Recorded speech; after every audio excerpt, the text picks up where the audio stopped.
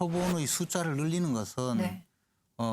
분명히 이제 오차를 줄이는 것은 있는데 네. 여전히 역선택 방지의 효과를 기대하기는 어려워요. 똑같아요, 그것은. 역선택의 문제보다는 그것은 오차의 범위를 좀 줄인다는 의미는 돼요. 우선 저는 역선택을 왜 걱정하는지 방금 뭐 제가 지금까지 이야기에 제가 걱정한다거나 또는 제가 역선택이 있다고 주장하는 것이 아니고 분석만 자체가 하셔도 왜 그러니까, 역선택이 아니, 문제가 뭐 됩니까에 대한 대답이에요.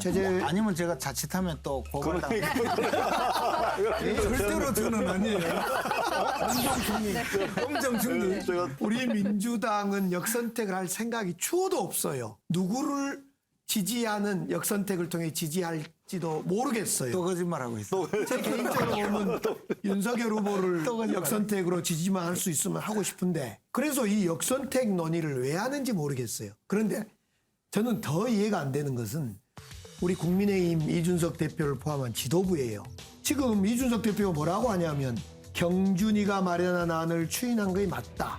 수정 권한이 선관위에 있는 것도 맞다.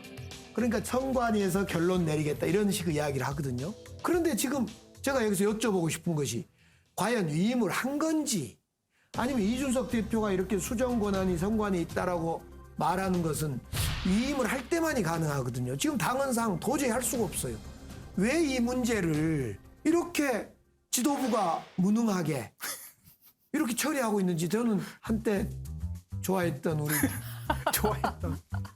최고위원님을 진짜 원망해야 될까. 간단하게 설명할게요. 네. 경준이 안에 대해서 최고위에서 역선택 방지 문항을 넣으라고 지시를 했어요. 그런데 네. 경준이가 자신들의 그 권한을 과도하게 생각을 해서 못 넣겠다 이렇게 나온 거예요. 그리고 나서 다시 경준이 안이 보고가 됐을 때 이것은 선관위에 넘겨서 선관위에서 정권을 갖고 경선 룰을 만들도록 하자. 그렇게 넘긴 거예요. 그럼 위임해 준 거라고 맞습니까? 처음부터 권한을?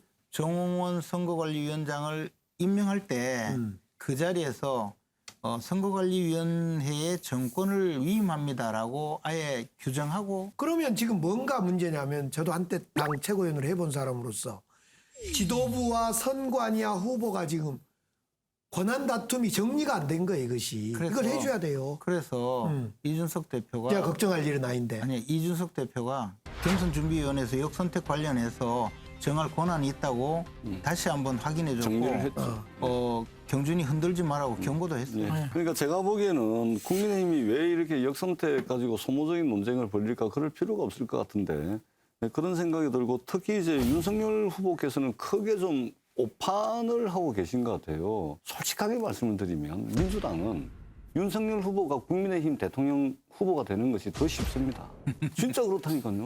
홍준표 후보는 지난번에 대통령 선거에 나왔기 때문에 이미 더 새로운 것이 나타나지 않는 이상 공격할 거리가 별로 없습니다. 지난 대통령 선거 때 다 나온 이야기라서 국민들이 듣기에 그냥 무덤덤하게 들을 가능성이 있어요. 그렇기 때문에 윤석열 후보가 마치 민주당 후보들이 윤석열 후보가 두려워서 홍준표를 역선택을 해가지고 지지하는 것처럼 이렇게 오판을 하시는데 천만에요. 아쉽게도 이게요 약간 자 가위바위보 하자 나 보낼게 이런 거 같아요.